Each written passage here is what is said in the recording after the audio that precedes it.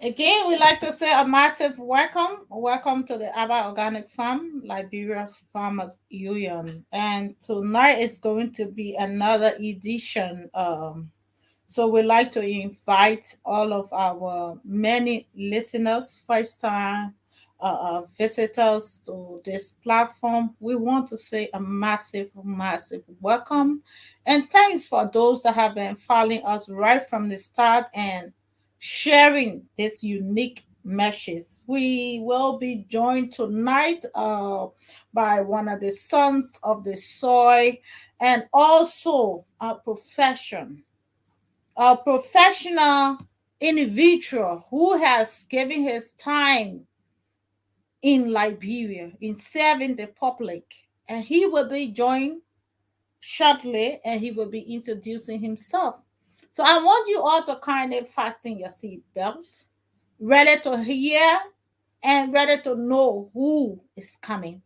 Again, we are glad to be here once more, and we encourage all of you to kindly share the video.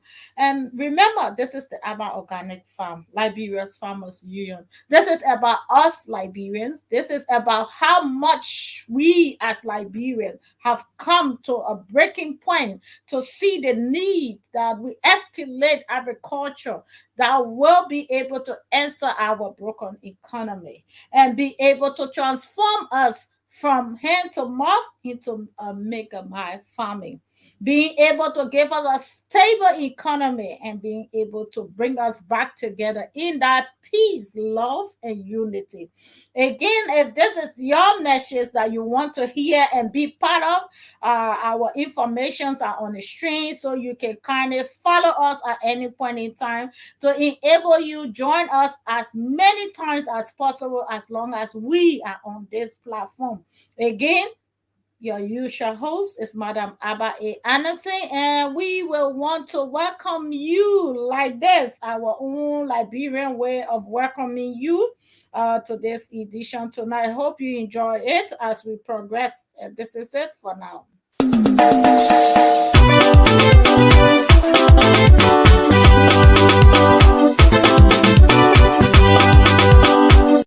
Welcome to Abak Organic Farm, Liberia Farmers Union. With Abak Organic producing high quality food with low environmental impact, organic farming will play an essential role in developing and maintaining a sustainable food system in Liberia. To achieve this target and to help the organic sector reach its full potential, Abak Organic Farm, Liberia Farmers Union is putting forth an action plan for increased organic production in Liberia, including encouraging and supporting Liberians to go back to the soil and produce more food, negotiating and shifting local farm products for timely income benefits of farmers, working with farmers to grow more food, eat some, sustain their homes, and supply other parts of the world, training farmers to transition from manual to mechanized farming. In Aba Organic Farm, the Liberia Farmers Union, our mission is to ensure a stable supply of affordable food to increase and safeguard the income of Liberian farmers to keep Liberia and its rural areas sustainably vibrant. You can become a member of Aba Organic Farm Liberia Farmers Union right now.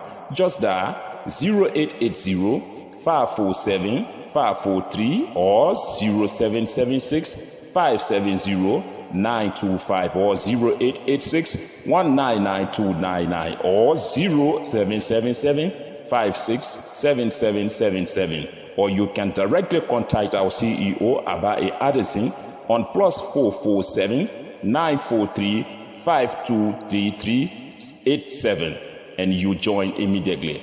Aba Organic Farm, Liberia Farmers Union, we are partners for good.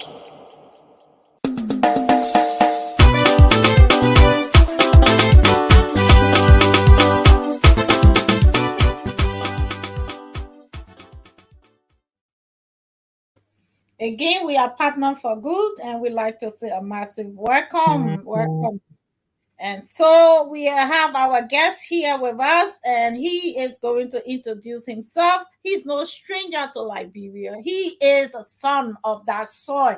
And I'm pleased to have him tonight with us, and he will be sharing with us so many informations that we would need in order to progress in this sector. So we say, welcome, welcome, welcome. Thank you, Abba, and thanks to all of those who are listening. Um, it's good to be here. This is my debut appearance. I've been following the show, and I think it's beautiful.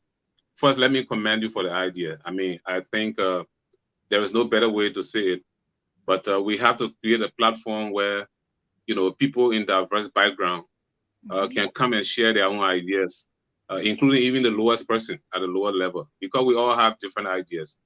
But mhm, collectively, as we bring those ideas together around the table, and then start to figure out what needs to be done in the interest of our country, then we are on a positive path to move forward to impact the society and ourselves, our own lives. So sometimes it's not always all about just politicking. It's important to look behind what gave people energy. And that's why I mhm. love this platform. When you talk about agriculture, you talk about food security, Yes, that's where we get our energy to be able to talk, to move around, to do the things. Everybody have to find something to eat every day. So yes. there is no better place than being here to talk about food. Thank you very much for the invite, and I'm happy to be here.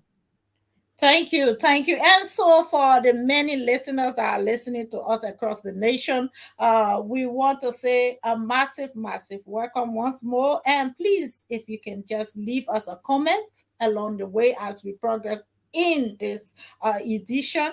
And if there is anything that you think we need to improve, our doors are open for learning. And do not feel afraid. This is for everyone and it's for everybody. This is where we encourage everyone to come out because we believe that collective idea is the way forward.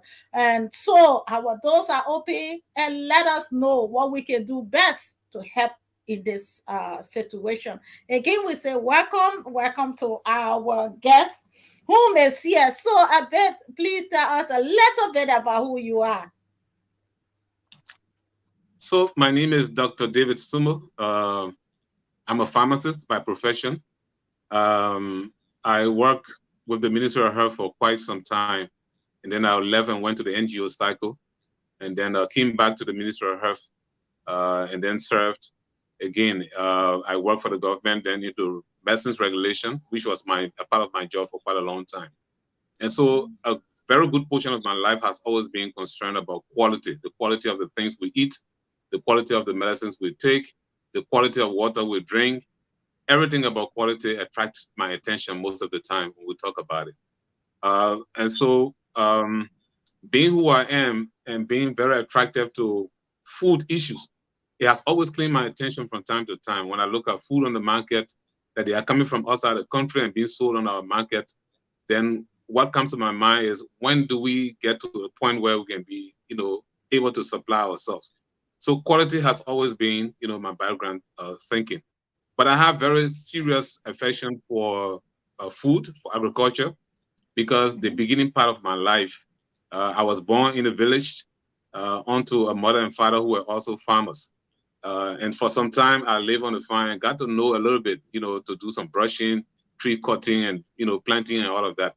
So I had some very, very good familiar terrain with that. And then living in the city, I'm fond of making small gardens behind my house from time to time. So I'm very deeply, very, very deeply in love with people who grow food because I love food, and food is like medicine.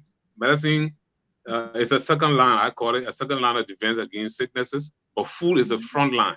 If you eat well, you live happily. You will be healthy most of the time. You don't have to get sick. So that's a brief, introduction of myself, and it's good to be here.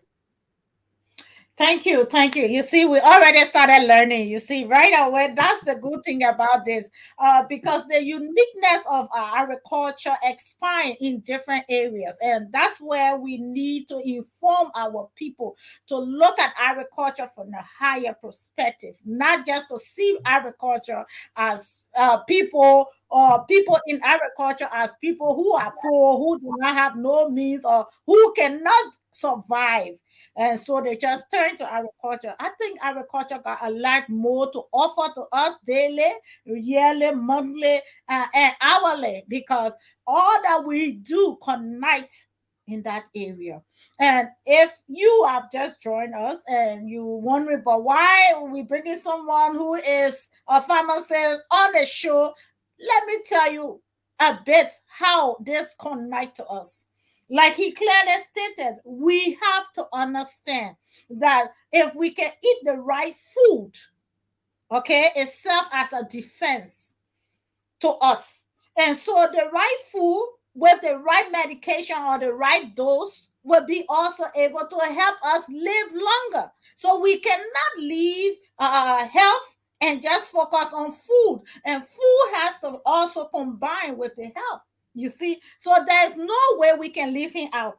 He has to be here to just nurture the way forward in the kind of food we need to intake. Because if we not be careful and just see that, yeah, this one on the market, they're selling it 2 for 5. And the other one, yeah, they're selling it 10. What you are going to pay 10 for? I will buy it. You do not know the quality. And he just said about quality. And quality matters even in the food and everything that we do. Because if we can have things the right way, I think it helps us live longer. And not only that it helps us live longer, we can then be able to produce or be able to drive our dreams and vision because we are healthy. Because we keep ourselves healthy, we can then do everything we wish to do.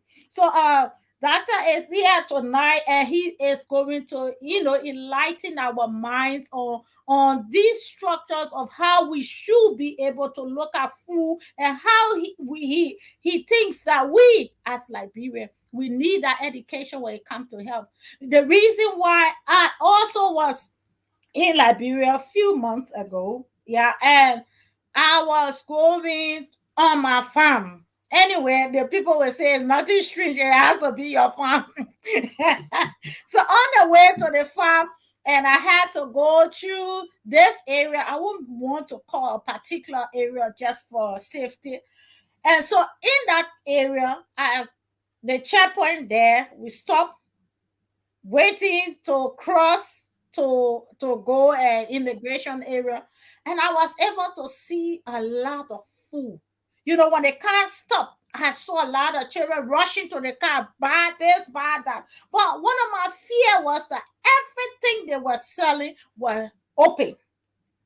Things were not being protected. It was just open. And I was there watching people who were able to just buy them straight in the mouth. They don't have to wash their hands. They don't even care what happened. And when you ask them, they say, no gem in Africa.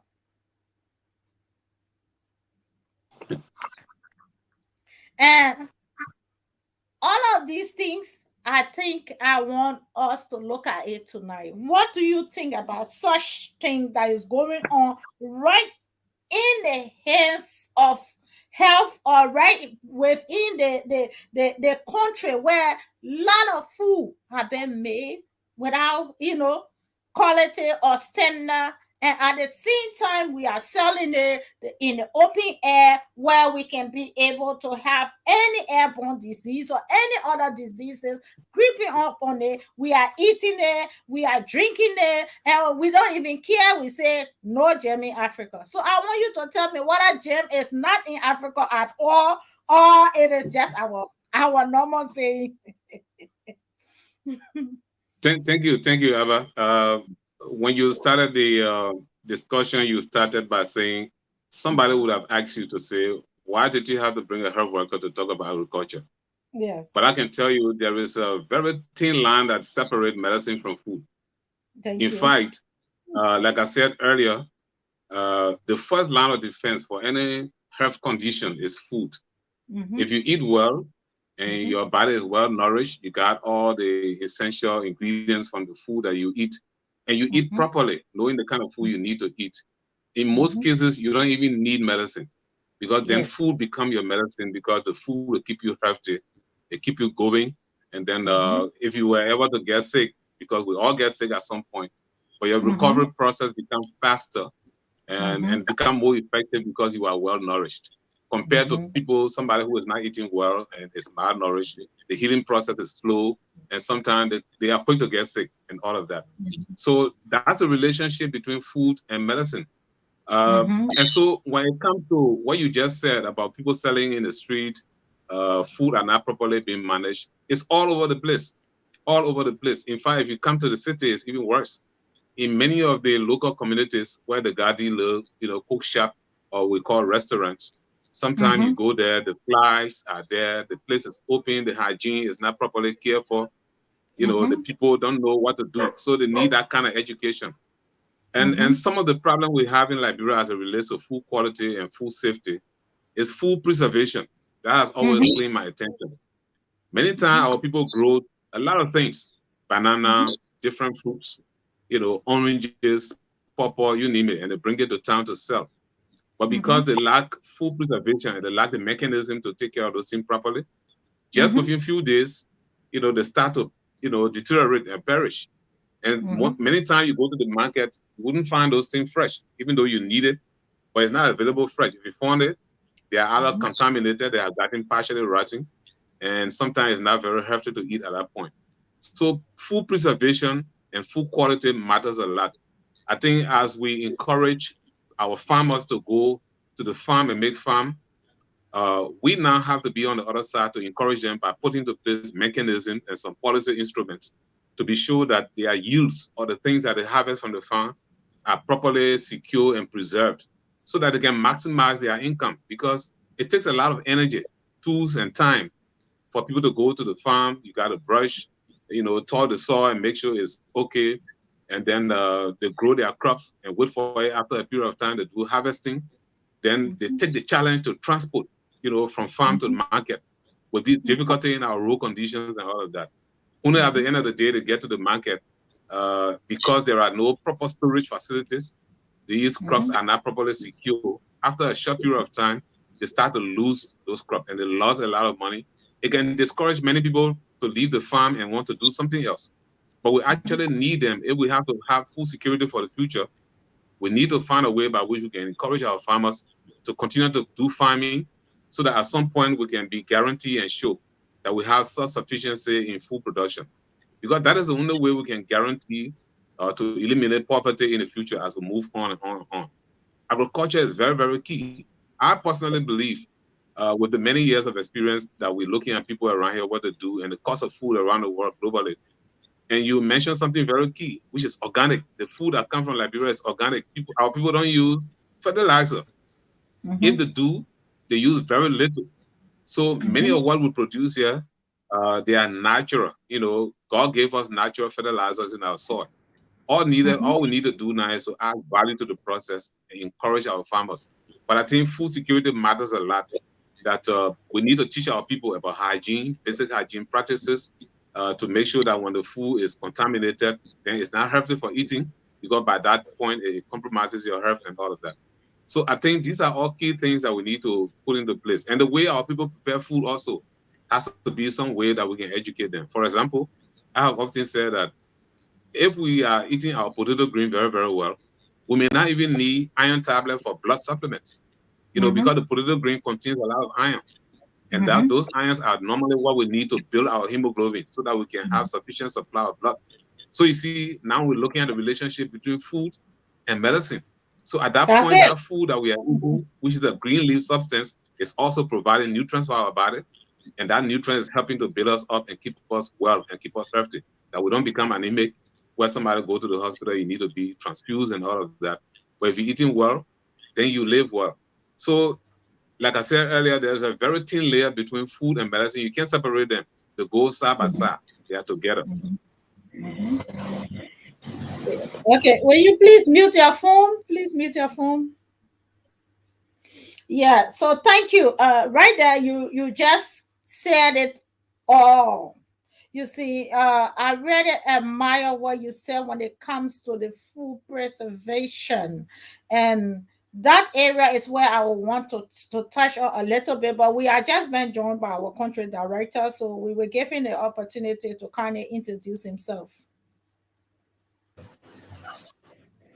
Yes, thank you very much. I'm James M. Sumo Jr., Country Director for Abba Organic Farm Liberia Farmers Union. I'm based in Red Light, Monrovia, and we have a guest here today, which Okay, the line is not playing off again. So we were just pausing right there. I think he wanted to say our guest, he wanted to say a bit about you. But is one however, of the okay.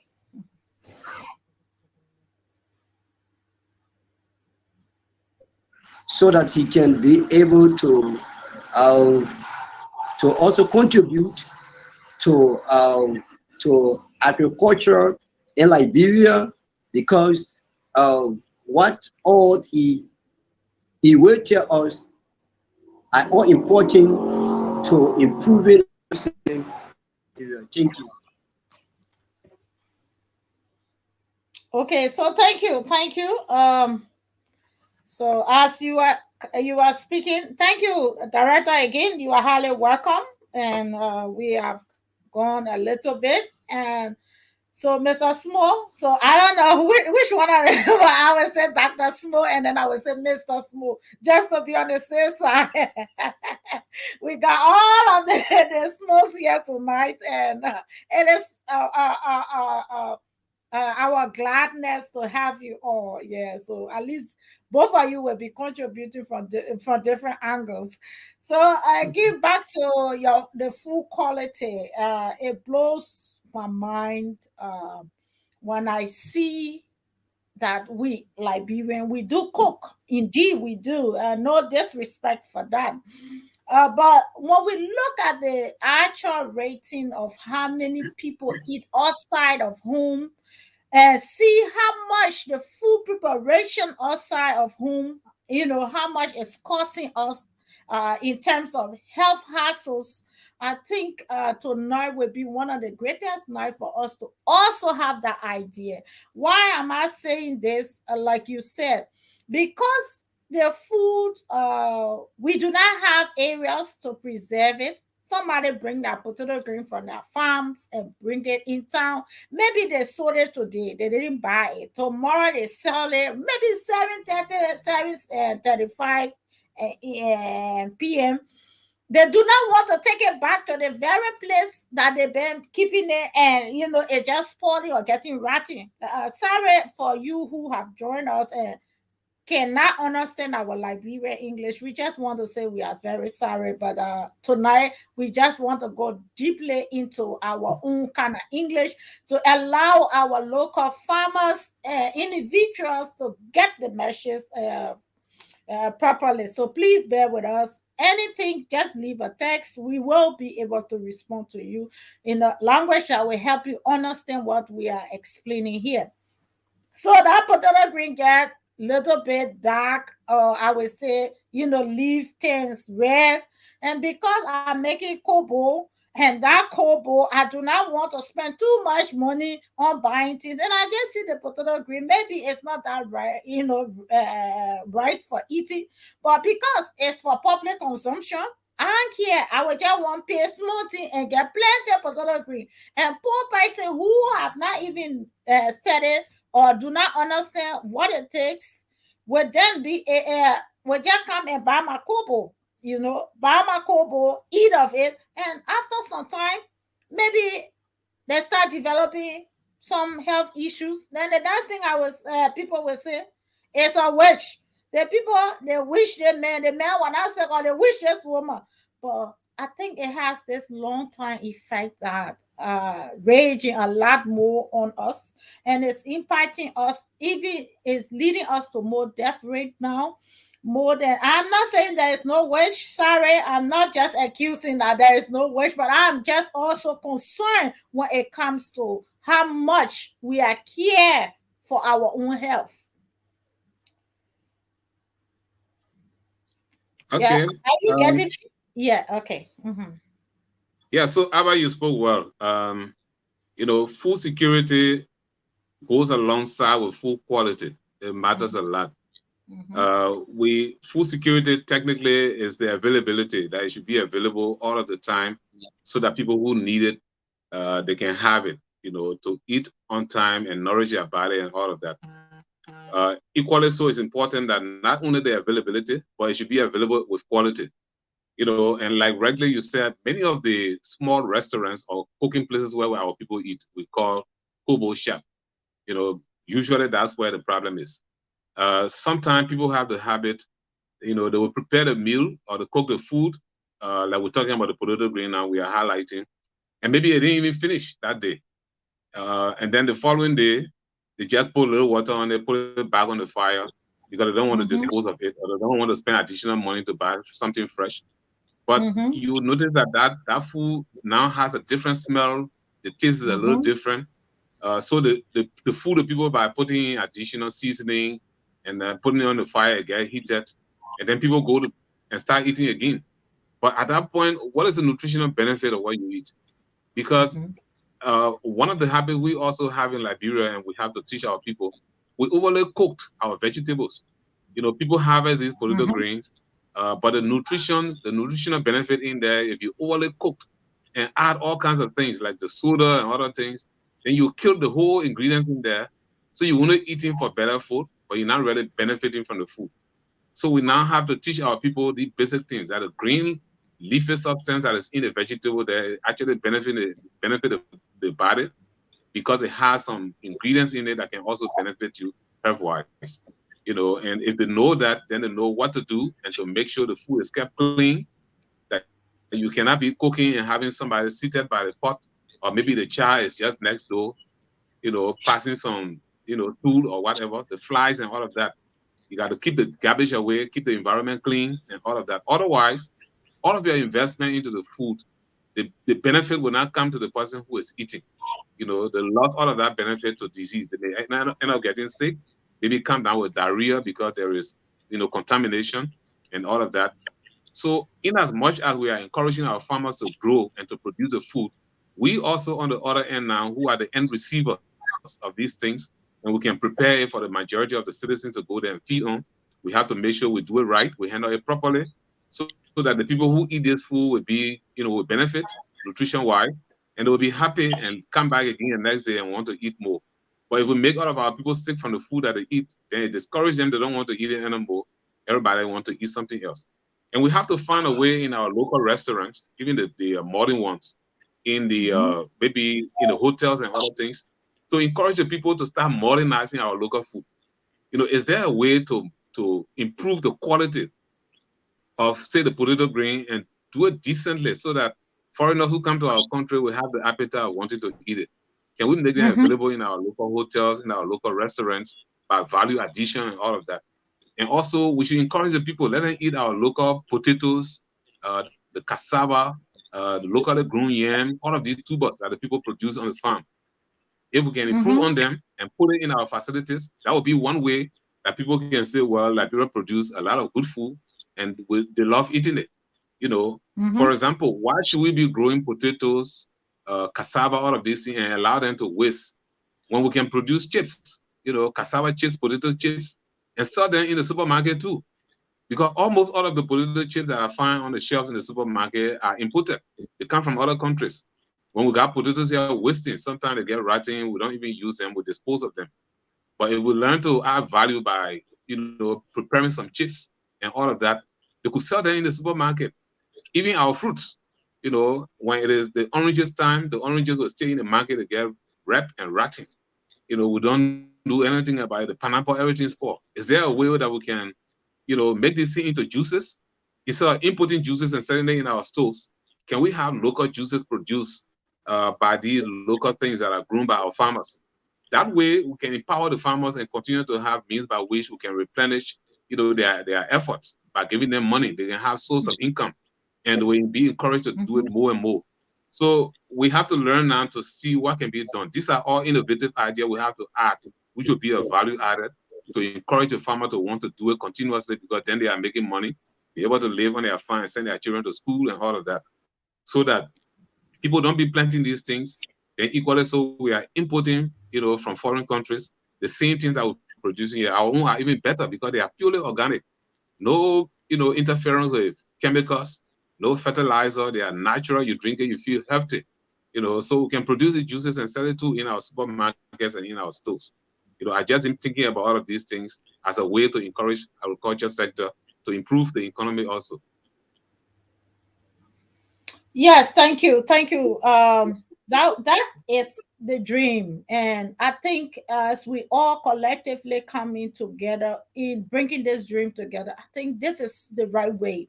I think by us just talking about it will also help us, drive the dream and also bring additional ideas to the table.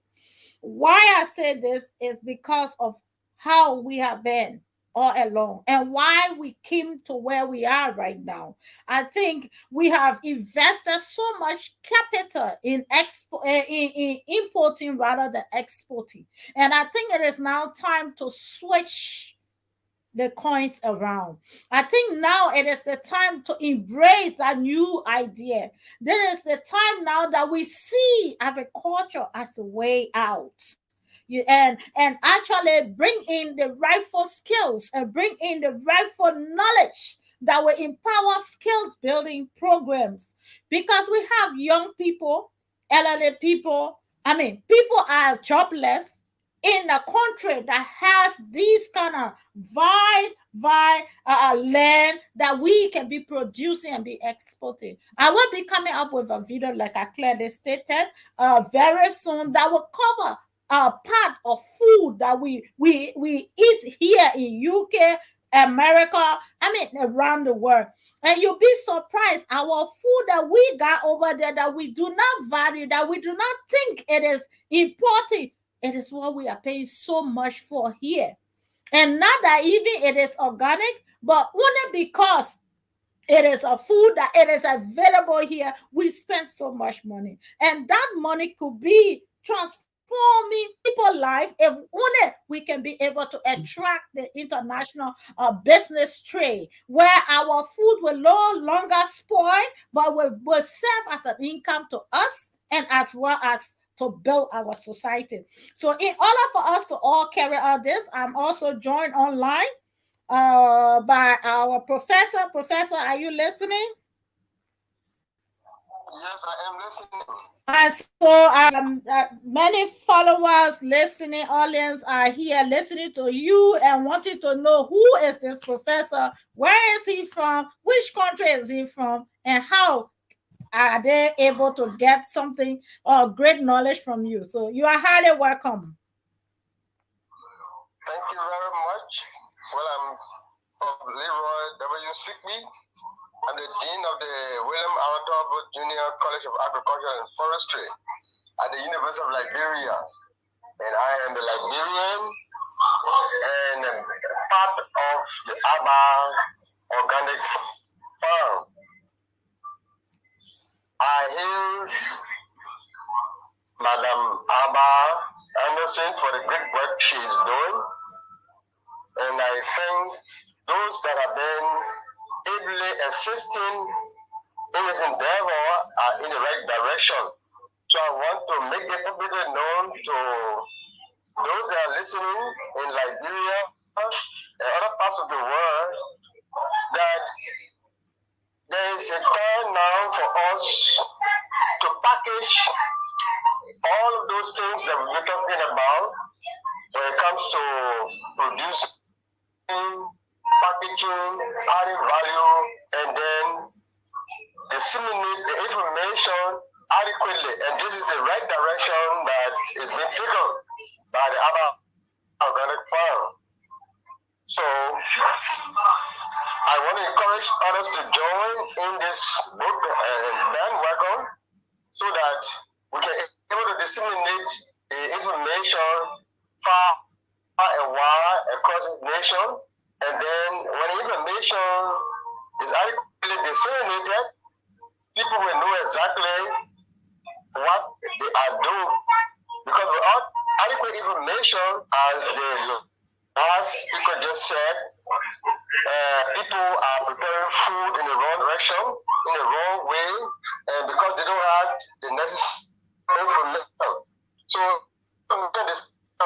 it's quite expensive because to get information out to people, it's very critical. It's time consuming. You gotta be careful with how you disseminate the information because any mistake in disseminating the information, you may get the people who you are talking to have bitterness in their heart, even for what you intend to disseminate. So it's not an easy task to disseminate information. So the information dissemination is going on, it's in the right direction. I'm quite sure those that have been listening have been benefiting from this information, and I want to encourage our very our CEO to continue to press forward because this is the right direction, and I'm sure at the end people will be aware and that lives will be transformed because there are food and there are produce around, but the handling of these things, people don't know how to handle them. So this is the situation that is prevailing, and adequate information is disseminated to our farmers, to those that prepare these fruits and vegetables for food, that I think would be the right direction. But one thing I want to strike is that they may look that we don't have food in our country, Liberia, we don't have these fruit and vegetables, but that's not true. Because if you travel to parts of Liberia, you see that there are a lot of fruit and vegetables that are there, but they cannot get to the market. They cannot reach the consumers. And so as the farmers produce and these things cannot get out to the consumers, definitely the farmers will be at a disadvantage end, and then the consumer also will be at a disadvantage, and this is what's happening. So awareness is needed. I think as the awareness go out, government pay attention. I'm sure government will pay attention and they will do the right thing to create farm to market rules and other opportunities that will enable farmers to be able to bring their produce to the rightful markets and the rightful places. So I think we are in the right direction and we should continue to make the best out of what we are doing. And I want to encourage both Liberians and the international community to see this as an effort that needed not only for Liberia, because when the right things are done in Liberia, I know that it will not only remain here because we'll be able to export our produce to parts of the world that will also need produce from Liberia. So I encourage all to support ABBA Organic Farm in this endeavor to disseminate information, to help farmers to get out of the shackles of ignorance and be able to make appropriate use of the opportunity that they have. So thank you so much for listening to me. Thank you so much, Professor. And that was Professor CP there of the UL, and he's here to contribute massively to us tonight. And so we encourage all of us to kind of share the video because, like he rightly said, we must be able to create the awareness and make sure that the program is being heard across the world, across the nation, and including the world, because education is a tool of transformation, and we believe that educating our people will help us live longer and also help us do things the right way. So again, we'd like to say a massive welcome to the ABBA Organic Farm. Your usual host is Madam Abba A. Anderson. And so I'm going back to our guest, Dr. Sumo. Back to you. You just heard from our dean. So I don't know what you got to say regarding what he's just said when it comes to all of the topic that he touched on. Yeah, thank you. I think the dean spoke very well. And then one of the key areas where he laid emphasis, I think is very, very important, is the quality of information we give to the public. You know, so that from time to time, you bring on board experts in different areas, and they can speak on specific subject area depending on the nature of the subject. Because then they have, you know, quality of information that go out that will not give anybody something to start fumbling to think about, but it will be reliable, correct, accurate, that they can utilize. I think that is very, very important, and that is why we are all here. So now that we are coming together, all of us, to support this program, to support this platform, I think from time to time we should do that because our people need to hear from us regularly. That is the only way we think we can all contribute, to, like I said earlier, add value to the whole process. And one of the things he said has to do with people are producing, but then to bring the products to the market becomes a challenge some of the time because of the difficulty with the rural conditions, sometimes no vehicle, or sometimes no storage facilities and all of that. Again, discourage the farmers. So policymakers and decision makers now need to start thinking about it. What do we do as a mechanism for intervention to improve our storage facility and make farm to market, very, very easy, or at least accessible, that people will be able to grow their crops and have a market to sell. Because that is the only way they can go back with the encouragement, with additional funding to be able to reinvest. So I think that will go a long way in providing food on the table. Mind you, we all are talking about food security because a home that is food insecure, when the family is not secure with food, members of the family are vulnerable. They are exposed to infectious diseases because they are not fully nourished. I mean, they are not properly nourished. They are exposed to a lot of danger. Their immune system is compromised. They don't have the essential amino acids and enzymes. All of the vitamins that they need, they don't get it because they are not eating properly. So we think it's only fair enough to make sure that we can improve on food security for the benefit of the population we serve. That is why majority of our people are poor, because they are not having access to the kind of food, the quality of the food that they really need in order to supply their, active ingredients in their body to be well and stay well. When people are hungry, they don't think properly. You can't No. tell a hungry man will not think about developing a country. They don't care whether you build mansion. If they are hungry, they will not think about it. They don't even value it. So food is the first line. We got to make sure people are taken care of. And that's why one time I listened to a very important opinion leader, and he said that one of the things we need to do is to bring back the school feeding program. Maybe we can start looking at ways that we can have the children, especially in the rural areas, that our young men, small little children, will not leave their homes, go to the campus in the morning, and they got nothing to eat. When they are hungry, the teacher will talk the whole day. They will not even listen to you because their mind is, where do they find something to eat? But if they are eating well, then they will listen to their lesson and they will learn well. So perhaps we can reintroduce the school feeding program and start to put some of our locally grown food into the schools, for feeding, to feed our students, especially the people who live in very difficult communities. I think those are all additional things that we can do. But again, from time to time, we'll continue talking about it because that is the only way our policymakers will hear it and they will take action to make sure that it is implemented, not just hearing it. Yeah, thank you. Just before we go to our country director, you said something that really, touched me. When you said we need to introduce our own food, our own grown food into different areas like hotels, like other places. And I think people that are listening will welcome the idea. And I think it is the right way.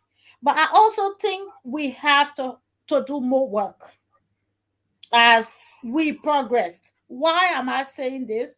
I think they are aware that we have a very good nutritional food there. But what I think has been one of our boundaries, or one of our areas where we have been limited to introducing that, is because we have never come together as farmers, as a union, to actually introduce that. Because when we are introducing it as a body, we will have different standards. And if we can meet up with those standards and policies that will ensure that whatever food that we are introducing to supermarkets, to this place, will then be able to be governed by the laws and standards of the health, the health care, I think we will be heading somewhere. I don't know how you see it.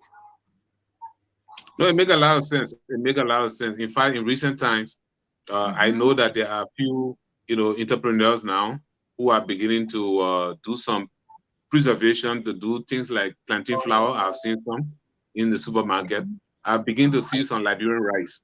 sometimes packaged in a small plastic. Packaging is one of the key things. Perhaps the facilities are not locally available, but those are ways we can improve on the packaging process. The whole value addition thing has to do with how do you package, how do you brand, your That's products it. for international market.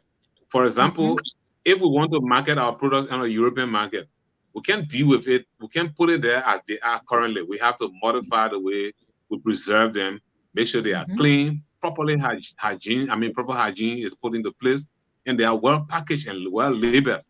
Then by doing so, it will create the appetite and it will create the mind for the people to want to go for it. And by doing so, then we can have a market, for our products to start going up. So you are right. We got to find a way that we can do more education, put into place some Yes. standards, and develop some working tools to say that if you want to sell cassava in Europe or anywhere in the world, these are the quality standards that you have to follow. There could be a mechanism by which you can even have testing laboratories to make sure that samples of these things go there, they are properly analyzed, and make sure that they meet the standards that we have set. And then you get a certificate of analysis to say that these things have met the standard. Now, globally, they can be made available on the world market for sale. Perhaps if we add all of these value, for example, people dry fish here. The fish is nice, it tastes nice, but sometimes if you don't do the drying properly, you may experience contamination just along the way. It gets fermented and start to smell and all of that. But if they are well taught how to dehydrate this fish and keep it very clean and decent and nice, and it's odorless to some extent, and that people can eat it and feel, because we eat a dry fish, we feel nice. Other people want to eat it too. But then if it is contaminated, nobody will allow you to transport it to their country because it will make the people sick. So it's about education, teaching our people, giving them more opportunity to learn new ways of doing new things. By doing so, we add value, to the quality of the products that we produce from our farms. And then now the world market will be available to receive it. And but we can put more money in the pockets of our old people. I remember years back when we were kids, growing up in the interior, not many older people wanted to come to the city. They were living there, growing their cocoa, coffee, and different stuff, and they could sell. LPMC those days would buy those things, bring it to Morovia and ship them, and the country people will get money, and they'll be able to send their children to school right where they are. So those kinds of things perhaps need to come back, and then we can encourage our farmers to continue to farm, because right now many young people have left farming. Now they're in the diamond mine, they're doing all kinds of stuff. But we have to find a way to encourage them to go back into farming, because if they start to see the benefit coming from what they do, then they will be encouraged to remain there. So too much to do in this whole farming thing in our agriculture sector. I believe the agriculture sector in Liberia is a sleeping giant. Very, very big sleeping giant with potential to bring millions and millions and millions of dollars to the country. But we're not doing much with it. It's lying down there. We need to intervene and come around people like you who have started an initiative of this nature, all the experts, bring them on board, the government, the policy makers, hands on deck. Let's see what we can do to encourage our people, our farmers to do more, and they can start to benefit from what they do. And by doing so, few years from now, this country can become one of the most powerful in the West African region. Because mind you, we have the largest rainforest in the Guinea region. So why not make use of that? We cannot have this and be lying down there and we are doing nothing, and we are still among the poorest country in the world. It should not be that way. We have to turn the story around. And the only way we can turn it around is to tell our stories, tell the people what value we have. In this country, we don't lack water. Water is all here throughout the year.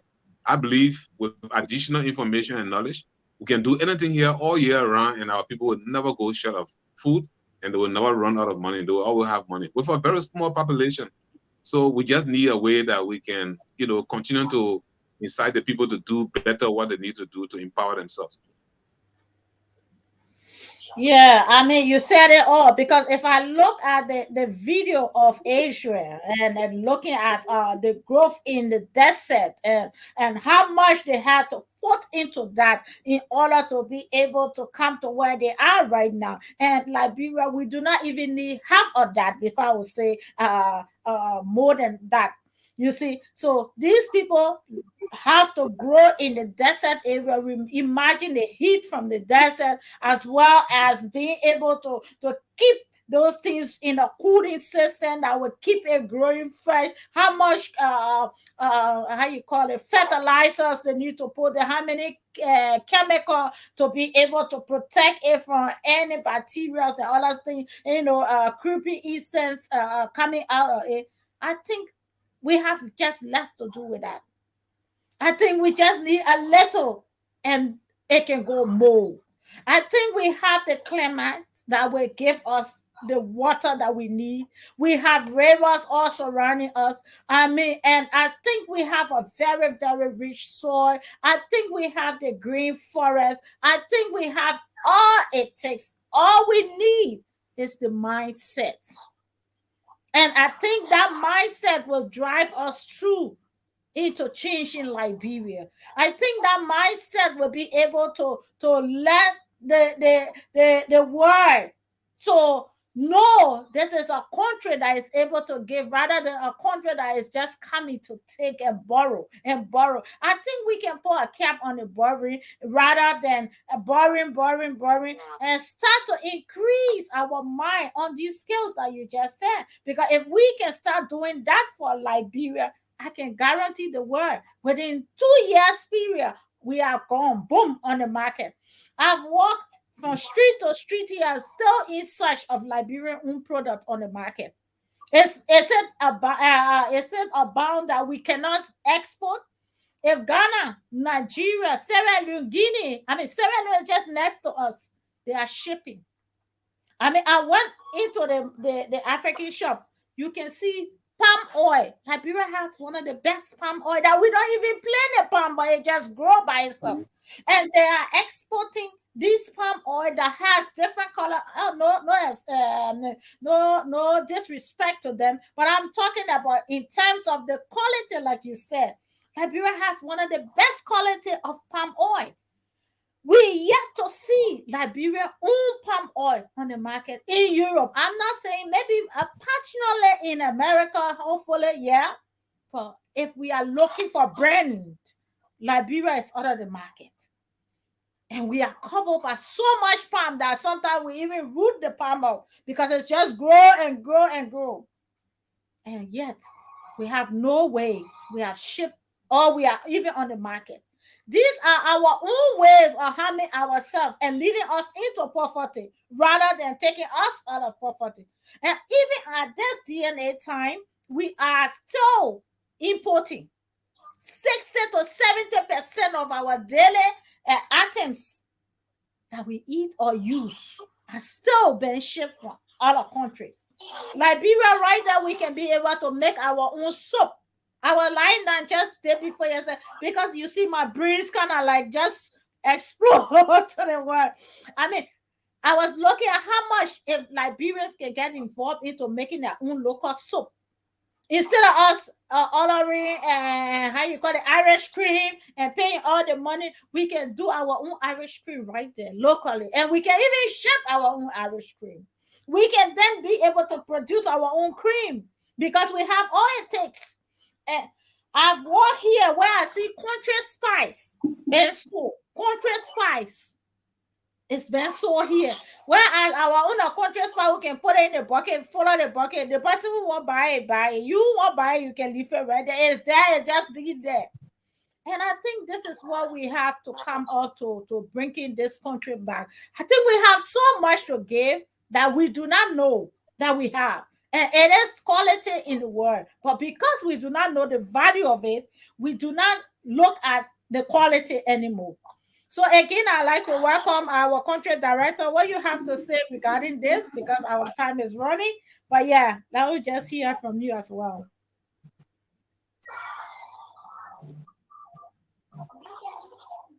Yeah, you are muted. Okay, am I clear, right? Yeah, you are. Okay, yes. Thank you very much. I think that provided us an education.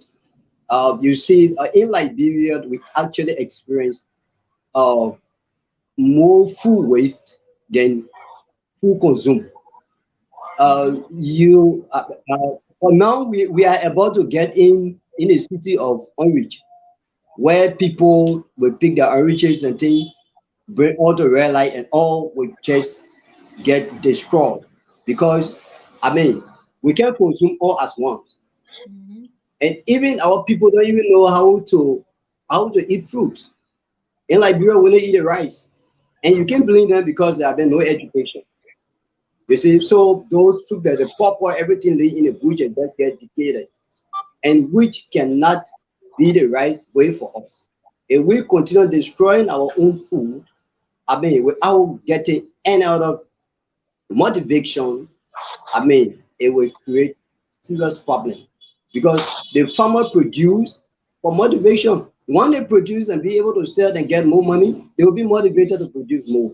So that talk about packaging, which is actually good for our agricultural sectors and also improving our food system because when you package the food, you will have less food waste. Mhm. You have less food waste. But today, our leadership all have been just uh, getting rotting in our hands because we don't have no storage place, because we don't have the knowledge, to process them. And also that also spoke on the health system of most of domestic handling of food. I mean, it's actually important. That has created malnutrition, causing children under 5 to be malnutrited, and will lead to earlier death because you take the food and cook, but then you don't have no ideas of processing this food the best way that it will help you to grow better. I mean, that cooking utensil that we need to teach our people to get the knowledge about handling domestic food. It will also help to better their life and give them long lifespan. With that spoken, and these are all important. These are all qualities of agriculture, and we are strongly standing by to support so that Liberia can have a better food system, not just for all to produce, but we should produce a quality one that will help us grow better, that will help us live good life, and that will also help uh, our country GDP, so that our gross domestic product should be actually essential. Thank you very much, our CEO, for you giving this great opportunity to one of our elders in Liberia to be on this platform today to discuss agriculture at all aspects. And also thanks to all our listeners and those in the diaspora. We have seen agriculture is is the foundational uh, structures of our country. The only way that our country can grow, we should engage in agriculture without talking about is sleeping giant. So we are encouraging all of you in the diaspora to join us, join our organic farm. Let us discuss these things. Let us contribute. Let have our country food secure. We Thank have you. our Facebook platform, our YouTube platform. You can check on us. We have all of those outcomes. What we have been doing, what we involve in, you will get to know. You will get to know them by visiting our platform. Thank you very much, and you are most welcome. Thank you. Thank you so much, Director. And as you were saying, Dr. Small, when we look at the way forward in achieving this, I think it's so complex, but with a grown mindset, I think we can achieve it. Um, One of the areas when you talk about the food preservation, we have been struggling in that line. Even at the Abba Organic Farm Liberia Pharmacy Union, we've been struggling. Why am I saying this? Is because we barely can store our food. And it is so wasteful to spend 4 months, 8 months, or 1 year in producing a particular crops, only for it to perish within 2 or 3 days, with no income to maintain that focus for the next term, or there is no income to even decide whether you will be able to invest into another crops.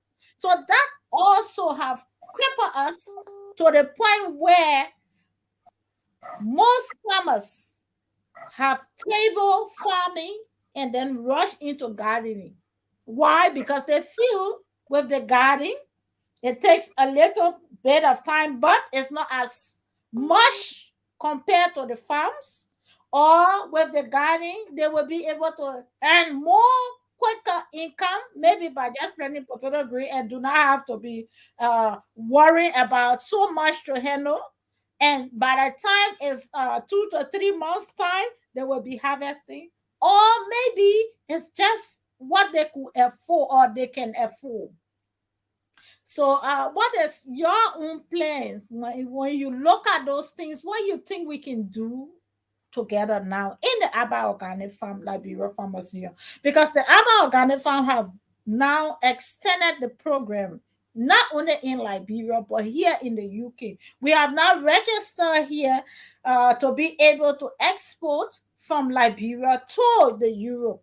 But at the same time, we will have to then get that awareness in place, make sure we guard or we be guarded by the European standard of food security, as well as being able to have those farmers' mindset back onto farming. Thank you, Abba. You stress on very important areas, and James also started by saying we waste more food than what we consume. And the irony there is, why are we wasting food when the global hunger index, I think it was a 2021 or 2020 report, it Yeah. says that Liberia is number 110 out of 116 countries that are Mhm. considered as the most hungry countries on the planet Earth. Yes. Yeah. So Yeah. if we are that hungry, you know, if we are that severely hungry, why are we wasting food? Why are we allowing food to be wasted when majority of our people are not finding food to eat? A lot more of our people are hungry. And like I said earlier, hungry people do not think about, development. They don't care whether you No. build roads. They don't care Yeah. whether you build, houses or 10-story buildings. They are hungry. That is the primary, area of interest. They want to eat immediately. And this country, a lot of the people are quite. You walk the street every day. Everybody angry. Liberians are so angry to the extent that Yes. even if you're talking something and you're not talking to somebody tend to get angry and talk back at Yes. you. And the reason Mhm. is majority of our citizens are hungry. People get up in the morning. They never show up. They don't have any means of getting breakfast. They can't guarantee any lunch anytime. Uh, Least to talk about a dinner or supper, whatever time. In many cases, they will have one meal a day, and that meal is even insufficient. So that is a clear indication that we are quite hungry, and that is why we are quite angry. And we find things to talk about every day. Everybody vexed with everybody because everybody blaming somebody for their hunger. In worst case, we are destroying, we are wasting food. So that is, I don't know. Then coming back to what you said about food preservation, we cannot export because of the quality and all of that. What are some of the things? Perhaps my own suggestion is we start to think about what can key stakeholders in Liberia try to do. Can we come together, maybe look for warehouses at the county level and at the city level, and make sure that we put into place the right storage condition, specifically temperature. Temperature matters a lot. Maybe we can have industrial warehouses that will be air conditioned, that Mhm. can store some of the food, perishable commodities for at least a period of time. And then additionally, now we can start thinking about ways by which we can preserve these things, add value to them, package them well for shipment. Because, for Mhm. example, the banana, I Mhm. travel to many countries and I see the kind of banana. You find the banana in the supermarket. It's so clean and so yellowish, and it Yes. looks so nice. But they will tell you that it is that way because it was to some extent genetically modified, sometimes. or they were grown by putting on fertilizer and other chemicals. So they are preserved in that manner. But you come to Liberia, you taste our banana, man, you get real natural taste. You enjoy yourself eating the thing. You know, you don't even want it to finish. So how come we have all of these things, we are allowing them to perish, but majority of our citizenry are still hungry? Is there a way we can find a way to preserve the banana that will always be available? I know people do that in the US, they do that in Europe. You can walk to the supermarket and find banana any time of the year. So why we can't do that here? You know, so all of those things we have to find a way to start thinking about it. We done well. The government have a role to play, but sometimes if we wait for the government, it never happens because Yeah. there are too many competing priorities. They are thinking of other things. They may not be considering what we are currently discussing. But because this is something at the heartbeat of Liberia that matters a lot to our farmers, maybe Liberians in the diaspora in all parts of the world, including Liberians who have a passion for this thing. Now we need to start thinking to say, what do we do? Maybe get one or two warehouses as a pilot, and then get some, temperature control transport vehicles, like a truck or whatever. That immediately these things are harvested, we can bring them under a safe temperature control. Because mind you, if you increase the temperature, the food tend to perish a little faster, especially vegetables. But if we get them on a considerable normal temperature, let's say on an air condition that will reduce the temperature to some amount, you can preserve them for a longer period of time. And perhaps we can now find a way to see what do we do to add value. Can we get some machines? If these guys can bring machines to do cold water and other kinds of things, then I think it is possible we can go to China and get some machines that can help us to do some, fruits and juices, and just look for some substances that we can put there as preservatives and sell in our supermarkets. Maybe in the long run, we can now start to see how we can use influence to say that juices on our market should be locally, manufactured. But until we get to that point where we can set the standard and start to produce quality products, quality food for ourselves, and then add value to our packaging, our presentation, so that it becomes attracted to the global market, we may be around here for a little bit of time. But I think it's about time we start brainstorming, because we got all the technicians. I mean, if you look in the diaspora, those of you in Europe and the other people in the US, so many of them with very critical thinking, and many of them are doing quite a lot of good work in other parts of the world. So it's about time to do those knowledge transfer to Liberia and let utilize them locally, for the benefit of our own citizenry. That's what I think.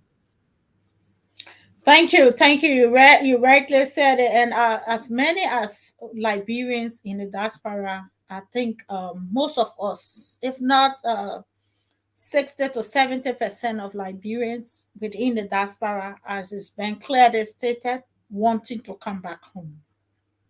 And we want to come back home with a system that will allow us to live. And we want to come back home to bring the things, the experience that we've learned, the skills that we are gathered all along the way. But I think we need somewhere to start. And so we are openly calling on you as a Liberian who may have been struggling, that you're really fed up and you're really tired. You want to come back home, but you just don't know where to start from. We encourage you to find us on Facebook, YouTube, Instagram, and you can name it, all of the different platforms. You will see us there. Get in touch with us locally. If you are in Liberia and you think you really do need a way forward, I think we are open to collective workforce. Maybe you have an idea that you think when we come together under this union, we can be able to all establish and find our different ways and be able to bring these ideas to pass. We encourage you to come. We are not asking you for 1 million. We are not asking you for 10 million. We are asking you to come, because when you come, we can work it out. We are encouraging you as a Liberian. We are encouraging you as a government. We are encouraging you as an institution to come on board, because this is about us. We have to leave everything behind. Let us leave behind our party system, our belief system, and just work together once as Liberian for the betterment of our country, for that love and unity as we always say, we stand in the name of love and unity. Let us leave everything behind and focus on productive plans and implementation that will benefit us even in our different locations. So if you are being part of this show tonight, hope this show has brought you to that understanding and have motivated you to know that there is a way out and there is a place where you can be accepted, whether you have a career or maybe you have degree or you have never entered school. We encourage you. There is no limit to how far agriculture can go. It takes all levels and accept everyone as long as you are willing. So we are encouraging you to turn in, to encourage others to join in, because it is us that can make Liberia a better place. Again, I would like to just join our professor. Professor, as we are about to come to the end of tonight's broadcast, we would just want you to please give us your final or closing statements on all that we've been discussing tonight. Your phone is muted, Professor.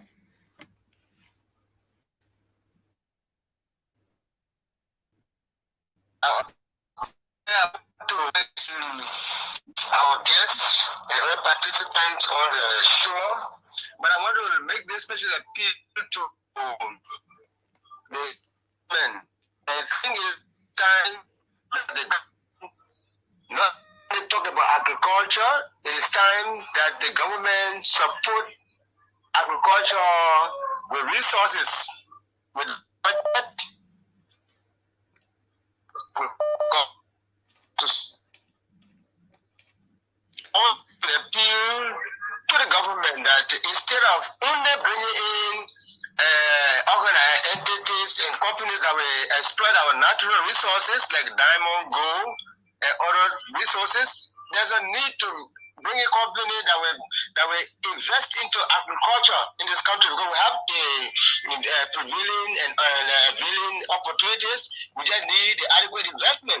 So the government needs to encourage people to come in this other area instead of only coming, take our gold, take our diamond, our iron ore, and go. Also to the diaspora, our Liberians in the diaspora. Liberia is the only nation that we got is our home. Even though you are in distances, you are in other states may be looking for there, but Liberia is your home. You may think that you are not here, your family not here, but relatives are here, other people are here.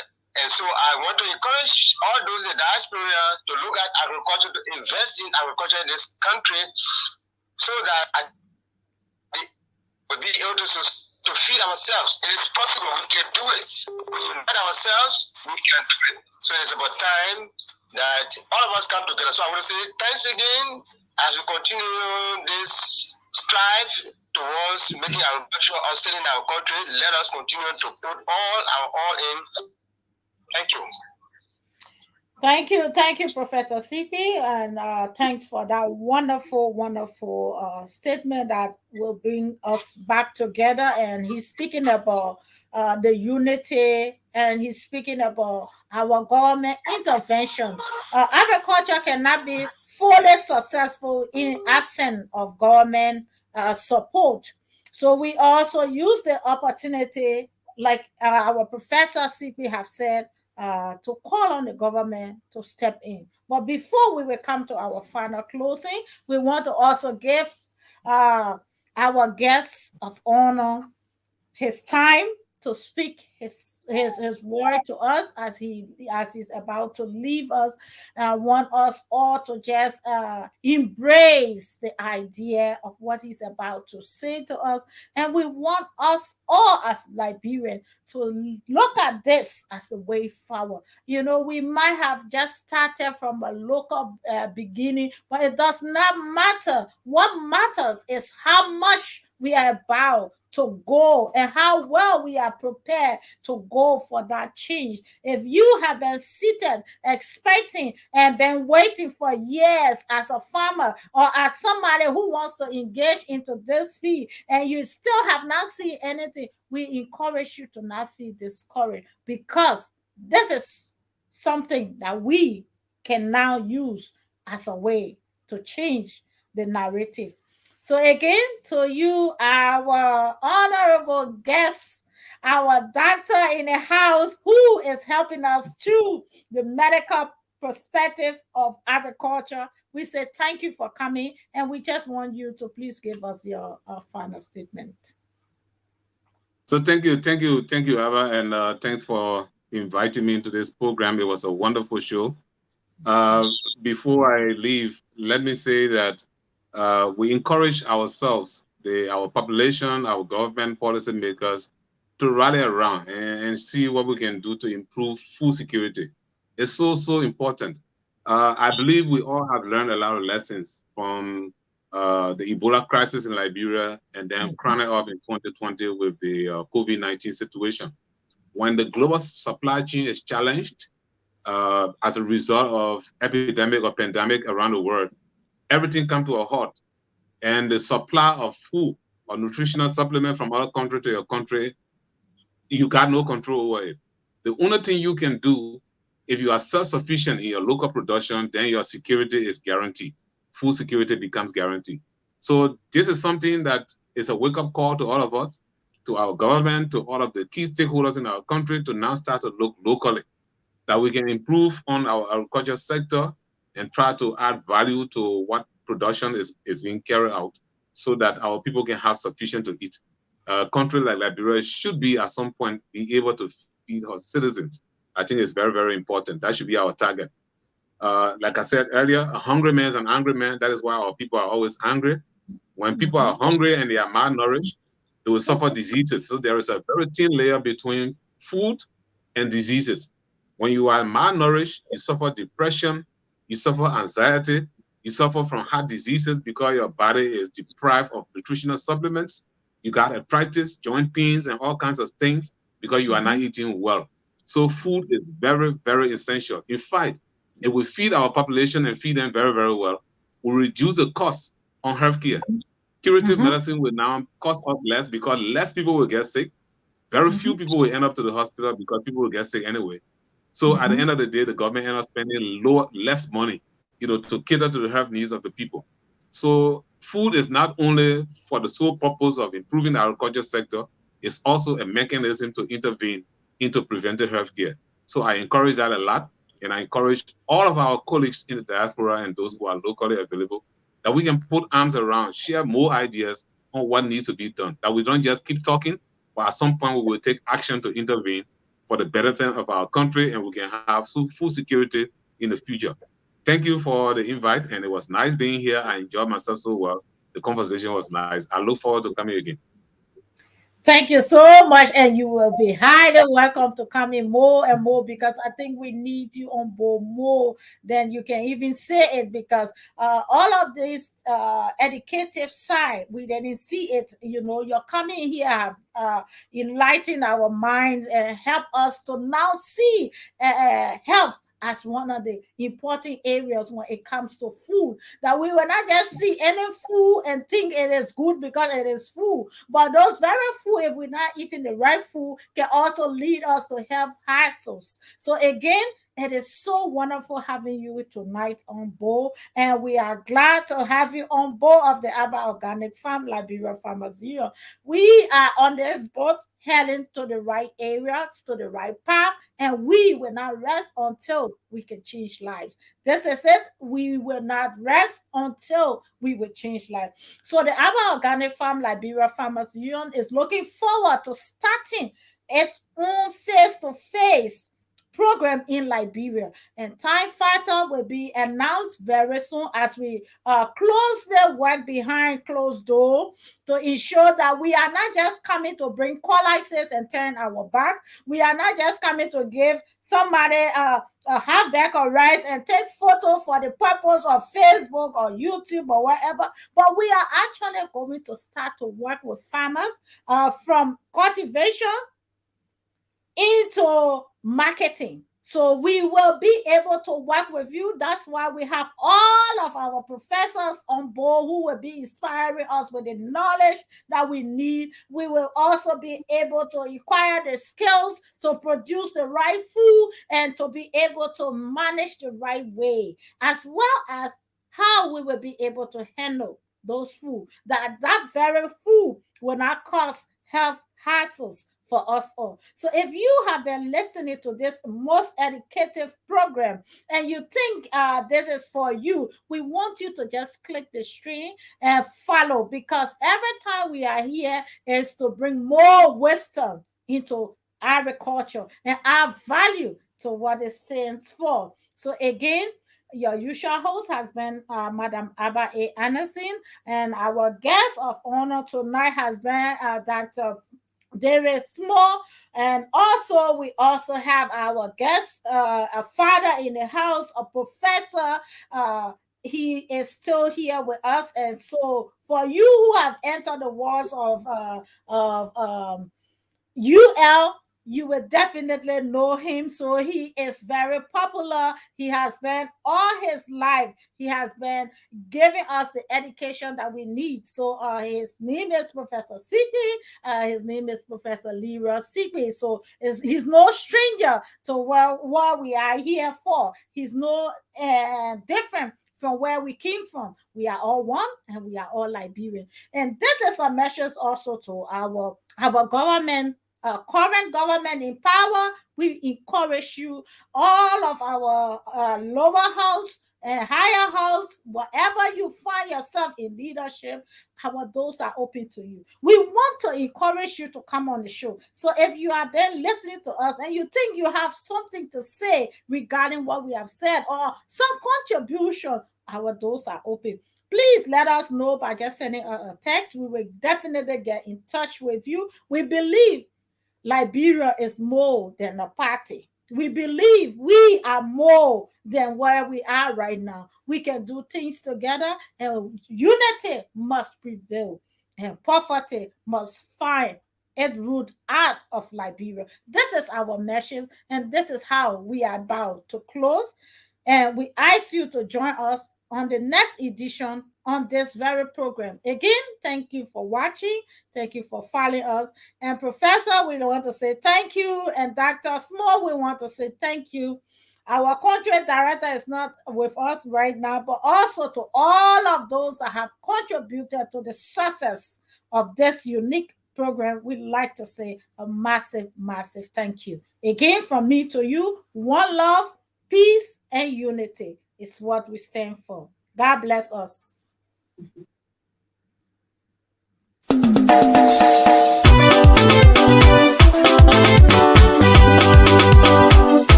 Welcome to Abak Organic Farm, Liberia Farmers Union, with Abak Organic producing high-quality food with low environmental impact.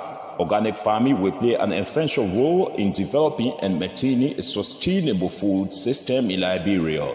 To achieve this target and to help the organic sector reach its full potential, Abak Organic Farm, Liberia Farmers Union, is putting forth an action plan for increased organic production in Liberia, including encouraging and supporting Liberians to go back to the soil and produce more food, negotiating and shifting local farm products for timely income benefits of farmers, working with farmers to grow more food, eat some, sustain their homes, and supply other parts of the world, training farmers to transition from manual to mechanized farming.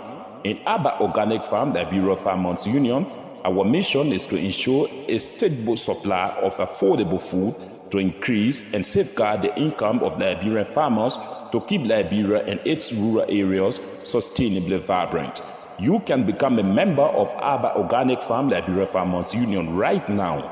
Just dial 0880-547-543 or 0776-570-925 or 0886-199-299 or 0777-567777. Or you can directly contact our CEO, Abba Addison, on +447-943-523387, and you join immediately.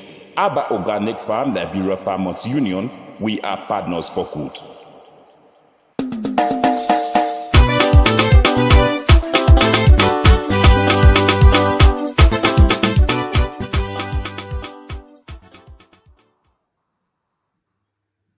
And so we are partner for good. This is how we will be coming to the end of tonight's broadcast.